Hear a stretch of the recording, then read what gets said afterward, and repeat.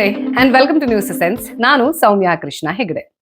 ಮತ್ತೊಂದು ಹೊಸ ಕಾಂಟ್ರವರ್ಸಿ ಮೋದಿ ಸರ್ಕಾರಕ್ಕೆ ಸಂಬಂಧಪಟ್ಟಿರೋ ಹಾಗೆ ವಿರೋಧ ಪಕ್ಷಗಳು ಏನನ್ನ ಹೇಳ್ತಾ ಇದಾವೆ, ಹಾಗೆ ಇಡೀ ಪ್ರಪಂಚದಾದ್ಯಂತ ಆಪಲ್ ಕಂಪನಿಯ ರೆಪ್ಯುಟೇಷನ್ ಅನ್ನುವಂಥದ್ದು ಏನಿದೆ, ಒಂದು ಮೊಬೈಲ್ ತಯಾರಿಕೆ ಇರಬಹುದು ಅಥವಾ ಯಾವುದೇ ಎಲೆಕ್ಟ್ರಾನಿಕ್ ಗ್ಯಾಜೆಟ್ ಇರಬಹುದು, ಅಂತ ಒಂದು ತಯಾರಿಕೆ ಸಂಸ್ಥೆಯವರು ಮೋದಿ ಸರ್ಕಾರದ ಒಂದು ನೋಟಿಫಿಕೇಶನ್ ಅನ್ನ ನಾವ್ ಇದನ್ನ ಮಾಡೋದಿಲ್ಲ ಅಂತ ಖುಲ್ಲಂ ಇಂಟರ್ನ್ಯಾಷನಲ್ ಪ್ಲಾಟ್ಫಾರ್ಮ್ ಅಲ್ಲಿ ಹೇಳಿದಾಗ ಇದು ಬಹಳಷ್ಟು ಚರ್ಚೆಗೆ ಗ್ರಾಸ ಆಗಿದೆ.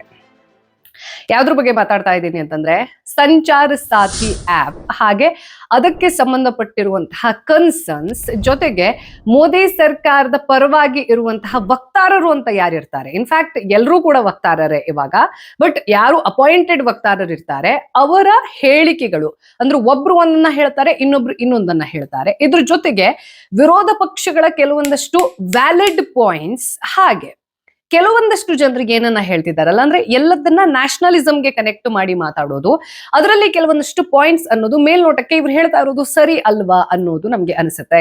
ಈ ಸಂಚಾರ ಸಾಥಿ ಆಪ್ಗೆ ಸಂಬಂಧಪಟ್ಟಿರುವಂತಹ ಕಾಂಟ್ರವರ್ಸಿ ಅನ್ನುವಂಥದ್ದು, ಹಾಗೆ ಇದನ್ನ ಸ್ಪೈವೇರ್ ರೀತಿಯಲ್ಲಿ ಅಂದ್ರೆ ಭಾರತ ಸರ್ಕಾರದ ಪ್ರತಿಯೊಬ್ಬ ನಾಗರಿಕ ಏನ್ ತಿಂತಾನೆ, ಏನ್ ಕುಡಿತಾನೆ, ತನ್ನ ಸಂಬಂಧಿಕರ ಜೊತೆ ಏನ್ ಮಾತಾಡ್ತಾನೆ, ಯಾವ ಫೋಟೋ ಕಳಿಸ್ತಾನೆ ಅಂದ್ರೆ ಕಂಪ್ಲೀಟ್ ಬ್ರೀಚ್ ಆಫ್ ಪ್ರೈವೇಸಿ ಅಥವಾ ನಿಮ್ಮನ್ನ ನಿಗಾದಲ್ಲಿ ಇಡಬೇಕು, ನಿಮ್ಮ ಮೇಲೆ ಸರ್ವೇಲೆನ್ಸ್ ಅನ್ನ ನಡೆಸಬೇಕು ಅನ್ನೋ ಕಾರಣಕ್ಕೋಸ್ಕರ ಮೋದಿ ಸರ್ಕಾರ ಒಂದು ಹಿಡನ್ ಅಜೆಂಡಾ ಮೂಲಕ ಪುಷ್ ಮಾಡೋಕೆ ಟ್ರೈ ಮಾಡ್ತಾ ಇರುವಂತಹ ಆಪ್, ಅಥವಾ ಸಂಚಾರ ಸಾಥಿ ಆಪ್ ನ ಮೂಲಕ ಜನಸಾಮಾನ್ಯರಿಗೆ ಹಾಗೂ ಸರ್ಕಾರದ ನಡುವೆ ಇರುವಂತಹ ಕೆಲವೊಂದಷ್ಟು ಗ್ಯಾಪ್ ಅನ್ನೋದು ಫಿಲ್ ಆಗ್ತಾ ಇದೆಯಾ, ಇದನ್ನ ಫ್ಯಾಕ್ಟ್ಸ್ ನ ಮೂಲಕ ಇದ್ದದ್ದನ್ನ ಇದ್ದ ಹಾಗೆ ತಿಳ್ಕೊಳ್ತಾ ಹೋಗುವಂತಹ ಪ್ರಯತ್ನ ಇವತ್ತಿನ ನ್ಯೂಸ್ ಸೆನ್ಸ್ ವಿತ್ ಸೌಮ್ಯ ಕೃಷ್ಣ ಹೆಗಡೆ.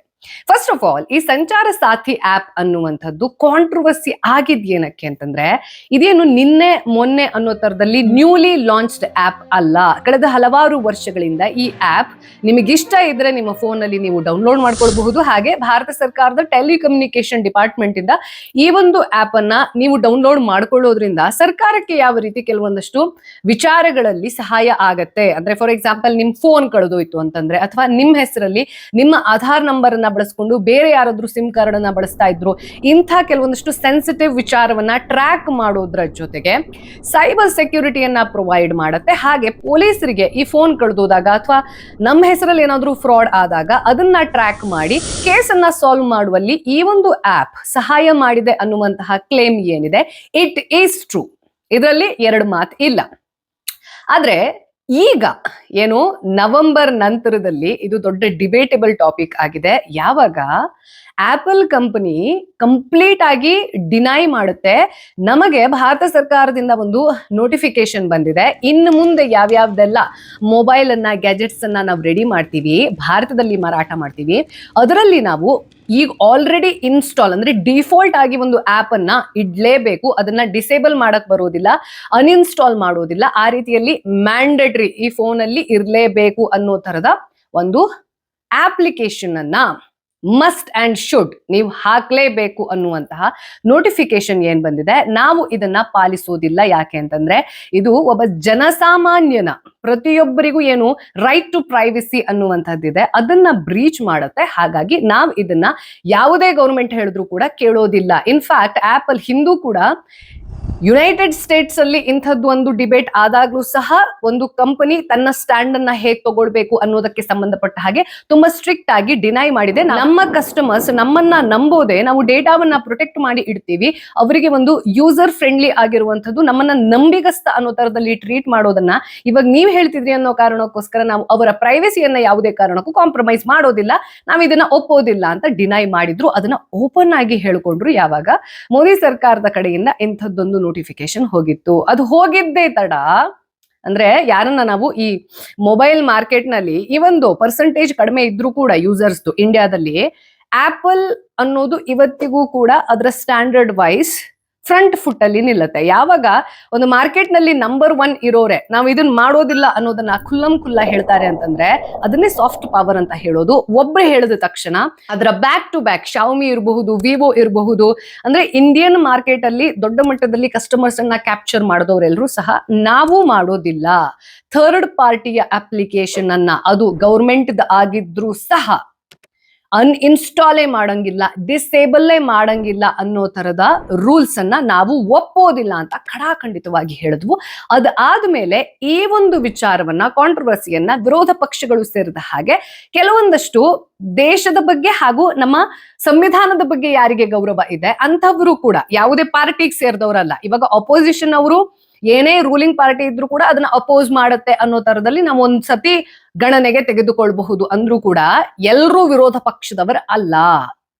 ಒಬ್ಬ ಸಾಮಾನ್ಯ ನಾಗರಿಕನಾಗಿ ಒಂದು ದೇಶದಲ್ಲಿ ಅವನಿಗೆ ಏನೆಲ್ಲ ಅಧಿಕಾರಗಳನ್ನ ಹಾಗೆ ಜವಾಬ್ದಾರಿಗಳನ್ನ ಸಂವಿಧಾನ ದಕ್ಕಿಸಿಕೊಟ್ಟಿದೆ ಅನ್ನೋದನ್ನ ಗೌರವಿಸ್ತಾರೆ, ಪಾಲಿಸ್ತಾರೆ. ಹಾಗೆ ಸರ್ಕಾರ ಕೂಡ ಕ್ವೆಶ್ಚನೇಬಲ್ ಇದನ್ನ ಬ್ರೀಚ್ ಮಾಡಿದಾಗ ಅನ್ನೋದನ್ನ ಚಾಚೂ ತಪ್ಪದೆ ಅರ್ಥ ಮಾಡ್ಕೊಂಡಿರ್ತಾರಲ್ಲ, ಅಂಥವರು ಕೂಡ ಕನ್ಸರ್ನ್ಸ್ ಅನ್ನ ಹೇಳೋಕೆ ಶುರು ಮಾಡಿದ್ರು ಈ ಒಂದು ಆಪ್ಗೆ ಸಂಬಂಧಪಟ್ಟ ಹಾಗೆ. ಈಗ ಪ್ರಶ್ನೆ ಬರೋದು, ಈ ಫೇಸ್ಬುಕ್ ಇರಬಹುದು, ಇನ್ಸ್ಟಾಗ್ರಾಮ್ ಇರಬಹುದು, ವಾಟ್ಸ್ಆಪ್ ಇರಬಹುದು, ಅಂದ್ರೆ ಬೇಸಿಕಲಿ ಯುನೈಟೆಡ್ ಸ್ಟೇಟ್ಸ್ ನಲ್ಲಿ ಅಥವಾ ಅಬ್ರಾಡ್ ಕಂಟ್ರೀಸ್ ಇಂದ ಭಾರತದಲ್ಲಿ ಪೂರಾ ಮಾರ್ಕೆಟ್ ಅನ್ನ ಕ್ಯಾಪ್ಚರ್ ಮಾಡಿರುವಂತಹ ಆಪ್ಗಳು ಅಂತ ಏನಿರ್ತವೆ, ಇವು ಕೂಡ ಪ್ರೈವೇಸಿಯನ್ನ, ಡೇಟಾವನ್ನ ಕಾಂಪ್ರಮೈಸ್ ಮಾಡಿದವೆ. ಇನ್ಫ್ಯಾಕ್ಟ್ ಮೆಟಾದ ಮೇಲೆ ಕೇಸ್ ಕೂಡ ಫೈಲ್ ಆಗಿ ಪಬ್ಲಿಕಲಿ ಮಾರ್ಕ್ ಜುಕರ್ಬರ್ಗ್ ಸಾರಿ ಕೇಳುವಂತಹ ಪ್ರಮೇಯ ಕೂಡ ಬಂದಿತ್ತು.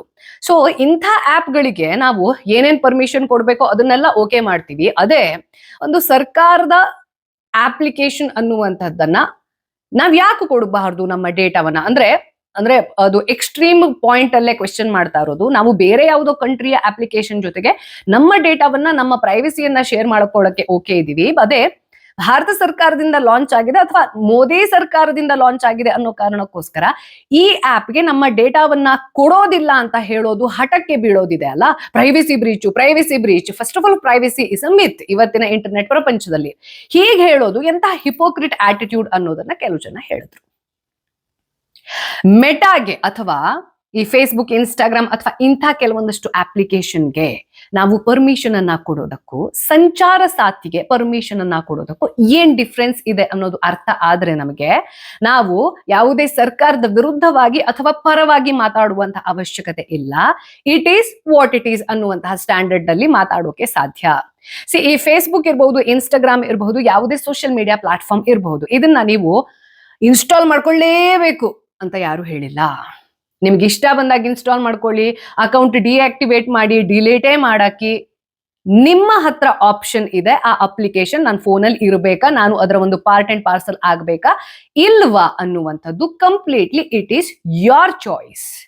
ಸಂಚಾರ ಸಾಥಿ ಆಪ್ ಅನ್ನುವಂಥದ್ದು ಇಲ್ಲಿವರೆಗೂ ಇದೇ ರೀತಿಯಲ್ಲಿ ಇತ್ತು. ನನಗೆ ಬೇಕಾದಾಗ ಯೂಸ್ ಮಾಡ್ತೀನಿ, ಬ್ಯಾಡ್ದೋದಾಗ ಡಿಲೀಟ್ ಮಾಡ್ತೀನಿ, ಫೋನಲ್ಲಿ ಸ್ಪೇಸ್ ಇಲ್ಲ ಅನ್ನೋ ಕಾರಣಕ್ಕೋಸ್ಕರ ಡಿಲೀಟ್ ಮಾಡ್ತೀನಿ.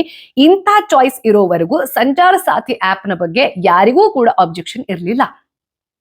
ಇವಾಗ ಆಲ್ ಆಫ್ ಸಡನ್ ಒಂದು ಸರ್ಕಾರ ಏನೇನ್ ಪರ್ಮಿಷನ್ ಅನ್ನ ಕೇಳ್ತಾ ಇದೆ, ಈ ಒಂದು ಇನ್ಸ್ಟಾಲ್ಡ್ ಆಪ್ ನಲ್ಲಿ ಇನ್ಬಿಲ್ಟ್ ಆಗಿ ಬರಬೇಕು ಪ್ರತಿ ಫೋನಲ್ಲಿ ಸಹ ಅನ್ನುವಂಥದ್ದಿದೆಲ್ಲ, ದಿಸ್ ಈಸ್ ದಾಲ್ಮೆ ಕುಚ್ ಕಾಲಾ ಹೇ, ಅಂದ್ರೆ ಸಮಥಿಂಗ್ ಇಸ್ ಫಿಶಿ ಅನ್ನುವಂಥದ್ದನ್ನ ಹುಟ್ಟು ಹಾಕತ್ತೆ. ಯಾಕೆಂತಂದ್ರೆ ಭಾರತದಲ್ಲಿ ಕಳೆದ 2-3 ವರ್ಷದಿಂದ ಏನೆಲ್ಲ ಡೆವಲಪ್ಮೆಂಟ್ ನಡೀತಾ ಇದೆ ರಾಜಕೀಯವಾಗಿ, ಅಂದ್ರೆ ಹೊಲಸು ರಾಜಕೀಯಕ್ಕೆ ಸಂಬಂಧಪಟ್ಟ ಹಾಗೆ ಅಂತ ನೋಡ್ತಾ ಬಂದ್ರೆ ದಿಸ್ ಈಸ್ ಕ್ವೆಶ್ಚನೇಬಲ್. ಆದ್ರೆ ಯಾವಾಗ ಇದು ಇಂಟರ್ನ್ಯಾಷನಲಿ ತುಂಬಾ ಅಟೆನ್ಷನ್ ಅನ್ನ ಗೇನ್ ಮಾಡಕ್ಕೆ ಶುರು ಮಾಡಿದ್ರು, ಬಿಜೆಪಿಯ ಕೆಲವೊಂದಷ್ಟು ವಕ್ತಾರರು ಬಂದು ಕನ್ಫ್ಯೂಸಿಂಗ್ ಸ್ಟೇಟ್ಮೆಂಟ್ ಅನ್ನ ಕೊಡೋಕೆ ಶುರು ಮಾಡಿದ್ರು. ಅಂದ್ರೆ ನಾವೇನ್ ನೀವು ಅದನ್ನ ಇನ್ಸ್ಟಾಲೇ ಮಾಡ್ಕೊಂಡಿರ್ಬೇಕು ಅಂತ ಕೇಳ್ತಾ ಇಲ್ಲ, it is just like any other application ಅನ್ನುವಂಥದ್ದನ್ನ ಒಬ್ಬ ವಕ್ತಾರರು ಹೇಳ್ತಾ ಇದ್ರೆ, ಇನ್ನೊಬ್ರು ನೀವ್ ಯಾರ್ಯಾರನ್ನೋ ಕ್ವೆಶ್ಚನ್ ಮಾಡೋ ಬದಲು ಸರ್ಕಾರವನ್ನೇ ಯಾವಾಗ್ಲೂ ಕಳ್ಳರ ಹಾಗೆ ನೋಡ್ತಾ ಇರ್ತೀರಾ. ಇನ್ಫ್ಯಾಕ್ಟ್ ಇಲ್ಲೊಂದು ನಾನು ಪಾಯಿಂಟ್ ಅನ್ನ ಇಡಬೇಕು ನೋಡಿ. ಸರ್ಕಾರ ಇವಾಗ ಮನಸ್ಸೇ ಮಾಡ್ತು ಅಂತಂದ್ರೆ ನಮ್ಮೆಲ್ಲರ ಆಧಾರ್ ಇದೆ, ಪ್ಯಾನ್ ಡೀಟೇಲ್ ಇದೆ, ಬ್ಯಾಂಕ್ ಅಕೌಂಟ್ ಡೀಟೇಲ್ ಇದೆ, ಟ್ಯಾಕ್ಸ್ ಫೈಲ್ ಮಾಡಿರ್ತೀವಿ. ಹಾಗೆ ಇವತ್ತಿನ ಕಾಲದಲ್ಲಿ ಒಬ್ಬರ ಅಡ್ರೆಸ್ ಅನ್ನ ಹುಡುಕೋದು, ಫೋನ್ ನಂಬರ್ ಅನ್ನ ಹುಡುಕೋದು, ಇದ್ಯಾವುದು ಕೂಡ ಏನಂತ ದೊಡ್ಡ ವಿಚಾರ ಅಲ್ವೇ ಅಲ್ಲ. ಅಂದ್ರೆ ನಾವೆಲ್ಲರೂ ಕೂಡ ಡಿಜಿಟಲ್ ಫುಟ್ ಪ್ರಿಂಟ್ ಅನ್ನ ಬಿಟ್ಟಿದೀವಿ. ಕಂಪ್ಲೀಟ್ ಆಗಿ ನಮ್ಮ ಇನ್ನೊಂದು ಪರ್ಸೋನಾವನ್ನ ಕ್ರಿಯೇಟ್ ಮಾಡುವಷ್ಟರ ಮಟ್ಟಿಗೆ ಒಂದು ಮಿಂತ್ರಾದಂತಹ ಒಂದು ಬ್ರ್ಯಾಂಡ್ ಇಂದ ಹಿಡಿದು ಸರ್ಕಾರದವರೆಗೆ ನನ್ನ ಡಿಜಿಟಲ್ ಪರ್ಸೋನಾವನ್ನ ಕಂಪ್ಲೀಟ್ ಆಗಿ ಅದು ರೀಕ್ರಿಯೇಟ್ ಮಾಡುವಷ್ಟರ ಮಟ್ಟಿಗೆ ಅಥವಾ ಕಲೆಕ್ಟ್ ಮಾಡುವಷ್ಟರ ಮಟ್ಟಿಗೆ ಸಶಕ್ತವಾಗಿದೆ. ಹಾಗಾಗಿ ಪ್ರೈವೇಸಿ ಇಸ್ ಅ ಮಿತ್. ಆದ್ರೆ ನಾನ್ ಏನೇನ್ ಮಾಡ್ತಾ ಇದ್ದೀನಿ ಅಥವಾ ಏನನ್ನ ನೋಡ್ತಾ ಇದ್ದೀನಿ, ಏನನ್ನ ನೋಡ್ಬೇಕು, ಏನನ್ನ ನೋಡೋದ್ರ ರೀತಿಯಲ್ಲಿ ನನ್ನ ಮೈಂಡ್ ಸೆಟ್ ಅನ್ನ ಟ್ರೈನ್ ಮಾಡುವಂಥದ್ದು, ಸರ್ವೇಲೆನ್ಸ್ ನಲ್ಲಿ ಮಾಡುವಂಥದ್ದು ಇರತ್ತೆ ಅಲ್ಲ, ದಿಸ್ ಇಸ್ ಕ್ವೆಶ್ಚನೇಬಲ್ ಅನ್ನುವಂಥದ್ದು ಯಾರ್ಯಾರು ಈ ಆಪ್ ನ ಪರ್ಮನೆಂಟ್ ಆಗಿ ಅಂದ್ರೆ ಫೋನಲ್ಲಿ ಇರಲೇಬೇಕು ಇದು ಅಂತ ಏನು ಹೇಳ್ತಾ ಇದ್ದಾರೆ, ಅದರ ವಿರುದ್ಧವಾಗಿ ಪ್ರೊಟೆಸ್ಟ್ ಮಾಡ್ತಾ ಇದ್ದಾರೆ. ಅವರ point which is valid. I hope ಈ ಡಿಫ್ರೆನ್ಸ್ ನಿಮ್ಗೆ ಅರ್ಥ ಆಯ್ತು ಅಂತ. ಈಗ ಕೆಲವೊಂದಷ್ಟು ಈ ಶಾಪಿಂಗ್ ನ ಅಪ್ಲಿಕೇಶನ್ಸ್ ಏನಿರುತ್ತೆ, ಮಿಂತ್ರಾ, ಅಜಿಯೋ ರಿಲೇಟೆಡ್, ಇದೆಲ್ಲ ನೀವು ಅಬ್ಸರ್ವ್ ಮಾಡಿದ್ರಿ ಅಂತಂದ್ರೆ ಅವರು ಡೇಟಾವನ್ನ ಕಲೆಕ್ಟ್ ಮಾಡಿ ಟಾರ್ಗೆಟ್ ಆಡಿಯನ್ಸ್ ನ ಮೂಲಕ ಕಸ್ಟಮರ್ ಅನ್ನ ಗೇನ್ ಮಾಡಕ್ಕೆ ಟ್ರೈ ಮಾಡ್ತಾರೆ. Are they not breaching our privacy? Definitely. But what is the intent? ಅವರಿಗೆ ಕಸ್ಟಮರ್ಸ್ ಬೇಕು. ನಾನು ಏನೋ ಒಂದನ್ನ ಕಾರ್ಟ್ ಅಲ್ಲಿ ಇಟ್ಟಿದ್ದೆ ಅಥವಾ ನಾನು ಏನೋ ಒಂದನ್ನ ಗೂಗಲ್ ಮಾಡಿದ್ದೆ, ಅದರ ಮೂಲಕ ಟಾರ್ಗೆಟ್ ಕಸ್ಟಮರ್ ಅನ್ನ ಹಾಗೆ ಆ ಬ್ರ್ಯಾಂಡ್ ಅನ್ನ ಎರಡನ್ನೂ ಕನೆಕ್ಟ್ ಮಾಡುವಂತ ಕೆಲಸವನ್ನ ಕೆಲಸತಿ ಈ ಫೇಸ್ಬುಕ್ ಇರಬಹುದು, ಟ್ವಿಟರ್ ಇರಬಹುದು, ಅಂದ್ರೆ ಎಕ್ಸ್ ಪ್ಲಾಟ್ಫಾರ್ಮ್, ಅದೆಲ್ಲದೂ ಮಾಡ್ತಾ ಇದೆ. ಅಂದ್ರೆ ಒಬ್ಬ ಕಸ್ಟಮರ್ ಅನ್ನ ಹೇಗೆ ಹುಡುಕೋಕ್ ಸಾಧ್ಯ ಅನ್ನುವಂಥದ್ದನ್ನ ಟಾರ್ಗೆಟ್ ಮಾಡಿ ಆ ಮೂಲಕ ಬ್ರ್ಯಾಂಡ್ ಅನ್ನ ಬಿಲ್ಡ್ ಮಾಡುವಂಥದ್ದು. This is called business. ಆದ್ರೆ ಯಾವಾಗ ಈ ಆಧಾರ್ ಲಿಂಕ್ ರಿಲೇಟೆಡ್ ಆಗಿ ಭಾರತದ ಅದೆಷ್ಟೋ ಆಧಾರ್ ಕಾರ್ಡ್ಗಳ ಡೀಟೇಲ್ಸ್ ಅನ್ನುವಂಥದ್ದು ಲೀಕ್ ಆಗಿದೆ ಅನ್ನೋದು ಬಿಬಿಸಿಯಲ್ಲಿ ದೊಡ್ಡ ಮಟ್ಟದಲ್ಲಿ ಒಂದು ನ್ಯೂಸ್ ಆಗಿ ಹೊರಗಡೆ ಬಂತು. ಆವಾಗಿಂದ ಪ್ರೈವಸಿ ರಿಲೇಟೆಡ್ ಆಗಿ ಭಾರತದಲ್ಲಿ ಸಹ ಈ ಅಬ್ರಾಡ್ ಕಂಟ್ರೀಸ್ ಅಲ್ಲಿ ಪ್ರೈವಸಿ ರಿಲೇಟೆಡ್ ಆಗಿ ತುಂಬಾ ಸ್ಟ್ರಿಕ್ಟ್ ಆಗಿರುವಂತಹ ಕಾನೂನುಗಳಿದಾವೆ. ಆದ್ರೆ ಭಾರತದಲ್ಲಿ ಇವತ್ತಿಗೂ ನಮ್ದೊಂಥರ ಲೇಡ್ ಬ್ಯಾಕ್ ಆಟಿಟ್ಯೂಡ್ ಇದೆ. ಏನ್ ಮಾಡಕ್ ಸಾಧ್ಯ, ಏನ್ ಮಾಡ್ತಾರೆ, ನನ್ ಡೀಟೇಲ್ಸ್ ತಗೊಂಡು ಏನ್ ಮಾಡ್ತಾರೆ ಅನ್ನುವಂಥದ್ದು. ಆದ್ರೆ ಈ AI ಪ್ರಪಂಚದಲ್ಲಿ ಒಂದು ಡೇಟಾ ಅನ್ನೋದೇ ಪ್ರಾಡಕ್ಟ್ ಆಗಿರುವಾಗ, ಹಾಗೆ ಸರ್ಕಾರದ ವತಿಯಿಂದ ನಿಮ್ಗೆ ಎಲ್ಲಾ ಡೀಟೇಲ್ಸ್ ಆಲ್ರೆಡಿ ಅವ್ರ ಹತ್ರ ಇರುವಾಗ ಸ್ಟಿಲ್ ಒಂದು ಆಪ್ ನ ಮೂಲಕ ಮ್ಯಾಂಡೇಟರಿ ಪರ್ಮಿಷನ್ ಅನ್ನ ಕೇಳ್ಬಿಟ್ಟು ನಿಮ್ಮ ಫೋನ್ ಅಲ್ಲಿ ಆಪ್ ಅನ್ನೋ ಹೆಸರಿನಲ್ಲಿ ಸ್ಪೈವೇರ್ ಅನ್ನ ಫಿಕ್ಸ್ ಮಾಡುವಂತಹ ಪ್ರಯತ್ನ ನಡೀತಿದ್ಯಾ ಅನ್ನುವಂಥದ್ದಿದೆ ಅಲ್ಲ. This is a valid question that needs to be addressed. ಹಾಗೆ ನಾನು ಇಲ್ಲಿ ಯಾವುದೇ ಪಕ್ಷದ ಪರ ವಿರೋಧದ ಪರವಾಗಿ ಮಾತನಾಡುವಂತಹ ಉದ್ದೇಶವನ್ನ ಹೊಂದಿಲ್ಲ. It is what it is. ಎಲ್ಲಿವರೆಗೂ ಕಾಂಟ್ರವರ್ಸಿ ಆಗ್ಲಿಲ್ಲ? ಅದೊಂದು ಆಪ್ಷನಲ್ ಅಪ್ಲಿಕೇಶನ್ ಆಗಿದ್ದಾಗ ಮಾತ್ರ.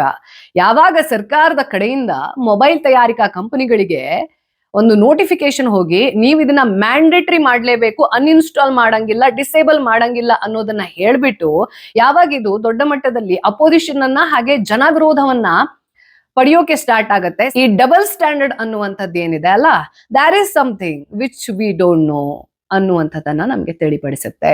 ಅಂಡ್ ಯಾರ್ಯಾರು ಇದನ್ನ ನ್ಯಾಷನಲಿಸಮ್ಗೆ ಇಕ್ವೇಟ್ ಮಾಡ್ಬಿಟ್ಟು, ಅಂದ್ರೆ ನಾವು ಮೆಟಾ ಕೊಡ್ತೀವಿ ಸರ್ಕಾರಕ್ಕೆ ಯಾಕೆ ಕೊಡಬಾರ್ದು ಅನ್ನುವಂಥದ್ದಿದೆ ಅಲ್ಲ, ಈ ಕ್ವೆಶ್ಚನ್ನೇ ಇನ್ವ್ಯಾಲಿಡ್. ಫಸ್ಟ್ ಆಫ್ ಆಲ್, ಈ ಮೆಟಾದವರು ನನ್ನ ಡೇಟಾವನ್ನ ತಗೊಂಡು ಏನೇನ್ ಮಾಡ್ತಿದ್ದಾರೆ ಅನ್ನೋದು, ಹಾಗೆ ಒಂದು ಸರ್ಕಾರಕ್ಕೆ ಆಲ್ರೆಡಿ ನನ್ನ ಎಲ್ಲಾ ಡೇಟಾ ಅವ್ರ ಹತ್ರ ಇರೋವಾಗ ಸ್ಟಿಲ್ ನನ್ನ ಫೋನ್ ನ ಮೂಲಕ ಅವರು ಏನನ್ನ ನೋಡೋಕೆ ಇಷ್ಟಪಡ್ತಾರೆ, ಅಥವಾ ನನ್ನ ಫೋನ್ ನ ಮೂಲಕ ಒಂದು ವ್ಯಕ್ತಿಗಳು ಯಾರು ಸರ್ಕಾರದ ವಿರುದ್ಧವಾಗಿ ಕೆಲವೊಂದಷ್ಟು ಮಾತುಗಳನ್ನ ಆಡ್ತಾರೆ, ಒಂದಷ್ಟು ಇನ್ಫ್ಲೂಯೆನ್ಸ್ ಅನ್ನ ಹೊಂದಿರ್ತಾರೆ, ಅಂಥವರನ್ನೇನಾದ್ರೂ ಹಣಿಯುವಂತಹ ಪ್ರಯತ್ನವನ್ನ ರೂಟ್ ಲೆವೆಲ್ ಅಲ್ಲಿ ಮಾಡೋಕೆ ಟ್ರೈ ಮಾಡ್ತಾ ಇದೆಯಾ? ಯಾಕೆಂತಂದ್ರೆ ಈ ಹಿಂದೆ ಒಂದು ದೊಡ್ಡ ಇಂಥದ್ದೇ ಒಂದು ಘಟನೆ ನಡೆದಿತ್ತು, ಪೆಗಾಸುಸ್ ಅಂತ.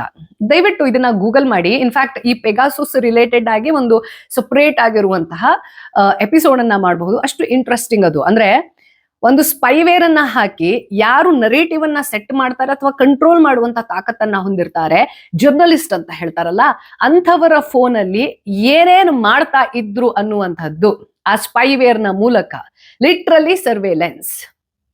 ಈ ಒಂದು ಉದ್ದೇಶದಿಂದ ಸಂಚಾರ ಸಾಥಿ ಆಪ್ ಅನ್ನ ಮ್ಯಾಂಡೇಟರಿ ಆಗಿ ಇನ್ಸ್ಟಾಲ್ ಮಾಡ್ಕೊಂಡೇ ಇರಬೇಕು ಫೋನ್ ಅಲ್ಲಿ ಅನ್ನುವಂಥದ್ದನ್ನ ಮೋದಿ ಸರ್ಕಾರ ಮಾಡುವ ಮೂಲಕ ಬೇರೆ ಯಾವ್ದಾದ್ರು ಹಿಡನ್ ಅಜೆಂಡಾವನ್ನ ಎಸ್ಟಾಬ್ಲಿಷ್ ಮಾಡೋಕೆ ಟ್ರೈ ಮಾಡ್ತಾ ಇದೆಯಾ ಅನ್ನುವಂಥದ್ದಿದೆ ಅಲ್ಲ. This is a valid question for sure. ನೀವು ಮೋದಿ ಸರ್ಕಾರದ ಸಪೋರ್ಟರ್ ಆಗಿರಿ, ಅದರ ಅಪೋಸಿಷನ್ ಅಲ್ಲಿರಿ, ವಾಟ್ ಎವರ್ ಇಟ್ ಈಸ್. ಆದ್ರೆ ಇಂಥ ಕೆಲವೊಂದಷ್ಟು ವಿಚಾರಗಳು ಇರ್ತವಲ್ಲ, ಯಾವಾಗ ಒಬ್ಬ ನಾಗರಿಕನ ಪ್ರಶ್ನೆ ಬರುತ್ತೆ, ನೀವು ರೂಲಿಂಗ್ ಪಾರ್ಟಿ ಅಪೋಸಿಷನ್ ಪಾರ್ಟಿ ಅಂತ ನೋಡೋದಲ್ಲ. ಹಾಗೆ ಯಾರ್ಯಾರೆಲ್ಲ ಕೆಲವು ಸರ್ತಿ ತೀರಾ ಎಕ್ಸ್ಟ್ರೀಮ್ ಎಂಡ್ ಹೋಗ್ಬಿಟ್ಟು ಒಬ್ಬರನ್ನ ದೇವ್ರು ಅಂತ ಕರೆಯೋದು, ಅವ್ರಿದ್ದಕ್ಕೆ ನಮ್ಮ ದೇಶ ಉಳಿದಿದ್ದು. ಭಾರತ ದೇಶ ಯಾವುದೇ ಪ್ರಧಾನ ಮಂತ್ರಿಯಿಂದ ಇದ್ದಿದ್ದಲ್ಲ. ಅದರ ಅರ್ಥ ಒಬ್ಬ ಪ್ರಧಾನ ಮಂತ್ರಿ ಆದ ತಕ್ಷಣ ಅವರ ಚೇರ್ ಅನ್ನ ಗೌರವಿಸದೆ ತುಂಬಾ ಕೆಳಮಟ್ಟದ ಮಾತನ್ನ ಆಡುವಂತದ್ದನ್ನ ಕೂಡ ನಾನು ಸಪೋರ್ಟ್ ಮಾಡೋದಿಲ್ಲ. ಎಟ್ ದ ಸೇಮ್ ಟೈಮ್ ಒಂದು ದೇಶದಲ್ಲಿ ಒಂದು ರೂಲಿಂಗ್ ಪಾರ್ಟಿ ಇರುತ್ತೆ ಅಂತಂದ್ರೆ ಅಷ್ಟೇ ಸಶಕ್ತವಾಗಿರುವಂತಹ ಅಪೋಸಿಷನ್ ಪಾರ್ಟಿ ಇರಬೇಕು. ಅದನ್ನ ಮಾತ್ರ ಡೆಮೋಕ್ರಸಿ ಅಂತ ಹೇಳ್ತಾರೆ. ಸರ್ಕಾರವನ್ನ ನಾನೇ ಆಯ್ಕೆ ಮಾಡಿದ್ದು ಡೆಫಿನೆಟ್ಲಿ, ಆದ್ರೆ ಆ ಸರ್ಕಾರ ಸರಿಯಾಗಿ ನನ್ನ ಫೇವರ್ ಅಲ್ಲಿ ಕೆಲಸ ಮಾಡ್ತಾ ಇದೆಯಾ, ಕಂಟ್ರಿಯ ಫೇವರ್ ಅಲ್ಲಿ ಕೆಲಸ ಮಾಡ್ತಾ ಇದೆಯಾ ಅನ್ನೋದನ್ನ ಚೆಕ್ ಅಂಡ್ ಬ್ಯಾಲೆನ್ಸ್ ನಲ್ಲಿ ಇಡಬೇಕಾದದ್ದು ಇದೇ ಅಪೋಸಿಷನ್. ಹಾಗಾಗಿ ಯಾರ್ಯಾರೆಲ್ಲ ಕಾಂಗ್ರೆಸ್ ಅನ್ನೋ ಕಾರಣಕ್ಕೋಸ್ಕರ ಅಥವಾ ರಾಹುಲ್ ಗಾಂಧಿ ಅನ್ನೋ ಕಾರಣಕ್ಕೋಸ್ಕರ ಅದನ್ನ ತೀರಾ ಕನಿಷ್ಠ ಮಟ್ಟದಲ್ಲಿ ಮಾತಾಡ್ತಿರಲ್ಲ, ಅಪೋಸಿಷನ್ ವೀಕ್ ಆಯ್ತು ಅಂತಂದ್ರೆ ನಿಮ್ಮ ಪರವಾಗಿ ಅಂದ್ರೆ ಜನಸಾಮಾನ್ಯರ ಪರವಾಗಿ ಇರುವಂತಹ ಮಾತು ಧ್ವನಿ ಅನ್ನುವಂಥದ್ದು ಸತ್ತು ಹೋಯ್ತು ಅಂತ ಅರ್ಥ. ಒಂದು ಸರ್ಕಾರ ಕೆಲಸ ಮಾಡ್ಲಿ, ಚೆನ್ನಾಗಿ ಕೆಲಸ ಮಾಡ್ಲಿ. ಮೋದಿ ಸರ್ಕಾರ ಭಾರತವನ್ನ ವಿಶ್ವಗುರು ಆಕ್ಚುಲಿ ಮಾಡ್ಬೇಕು ಅನ್ನೋದೇ ನಂದು ಆಸೆ. ಆದ್ರೆ ಅದು ಮಾಡ್ತಾ ಇಲ್ಲ. ತಾನು ಅಧಿಕಾರಕ್ಕೆ ಬರಬೇಕು ಪದೇ ಪದೇ ಅನ್ನೋ ಸಲುವಾಗಿ ಏನೇನ್ ಮಾಡ್ಬೇಕು ಅದೆಲ್ಲದನ್ನ ಮಾಡ್ಕೊಳ್ತಾ ಇದೆ. And this is definitely not going to make India ವಿಶ್ವಗುರು. ಅದು ಆಗಬೇಕು ಅಂತಂದ್ರೆ ಆ ಸರ್ಕಾರಕ್ಕೆ ಈಕ್ವಲಿ ತಾಕತ್ತನ್ನ ಹೊಂದಿರುವಂತಹ ಒಂದು ಅಪೋಸಿಷನ್ ಪಾರ್ಟಿ ಇರಬೇಕು. ಅದು ಯಾವುದೇ ಪಕ್ಷ ಆಗಿರ್ಲಿ, ಐ ಡೋಂಟ್ ಕೇರ್. ಹಾಗಿದ್ರೆ ಮಾತ್ರ ಡೆಮೋಕ್ರಸಿ ಸ್ಮೂತ್ ಆಗಿ ರನ್ ಆಗುತ್ತೆ. ಅದಿದ್ರೇನೆ ಅದನ್ನ ಡೆಮೋಕ್ರಸಿ ಅಂತ ಹೇಳ್ತಾರೆ. And that is my concern. Right? ಈ ಸಂಚಾರ ಸಾಥಿ ಆಪ್ಗೆ ಸಂಬಂಧಪಟ್ಟ ಹಾಗೆ ನಿಮ್ಮ ಒಪಿನಿಯನ್ ಏನು ಅಥವಾ ನಿಮ್ಮ ಸ್ಟ್ಯಾಂಡ್ ಏನು ಅನ್ನೋದನ್ನ ನಾಗರಿಕ ಭಾಷೆಯಲ್ಲಿ ಒಬ್ಬ ಭಾರತೀಯನಾಗಿ ಕಮೆಂಟ್ ಬಾಕ್ಸ್ ನಲ್ಲಿ ತಿಳಿಸೋದನ್ನ ಮರಿಬೇಡಿ. ಸಬ್ಸ್ಕ್ರೈಬ್ ಮಾಡ್ಕೊಡಿ. ಇಂಥ ಎಪಿಸೋಡ್ಗಳನ್ನ ಬೇರೆಯವರಿಗೆ ರೀಚ್ ಮಾಡಿಸ್ಬೇಕು ಅಂತಂದ್ರೆ ನಿಮ್ದೊಂದು ಲೈಕ್, ಕಾಮೆಂಟ್, ಆ ಹೈಪ್ ಅನ್ನೋ ಆಪ್ಷನ್ ಅನ್ನುವಂಥದ್ದು ಬಹಳ ಮ್ಯಾಟರ್ ಆಗುತ್ತೆ. ದಯವಿಟ್ಟು ಕಾಂಟ್ರಿಬ್ಯೂಟ್ ಮಾಡಿ ಇದನ್ನ ಬೇರೆಯವರಿಗೆ ರೀಚ್ ಮಾಡಿಸುವಲ್ಲಿ. I see you in my next videos. Jai Hind. ಓಂ ನಮಃ ಶಿವಾಯ.